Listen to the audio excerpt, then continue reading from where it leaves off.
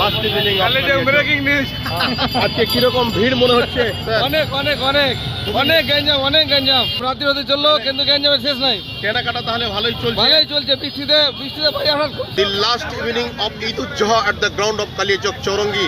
কালিয়াচকে মানুষ আনন্দের সাথে বাজার করছে। ঈদুল আজহা, ঈদুল ফিতরের থেকে ঈদুল আজহাতে প্রচুর ভিড়। মানে যানজট এত হয়ে গেছে, পাঁচতলা থেকে শুরু করে এদিকে হসপিটাল অবধি পুরো জাম, মানুষ যাতায়াত করতে পারছে না। এক টোটোর জাম, এক মানুষের ভিড়ে মানুষ ব্যতিব্যস্ত হয়ে গেছে। এর মধ্যে আবার এক পশলা বৃষ্টি হয়ে গেল কালিয়াচক চৌরঙ্গিতে, জল জমে গেছে। তার মধ্যেও মানুষ আনন্দের সাথে বাজার করছে।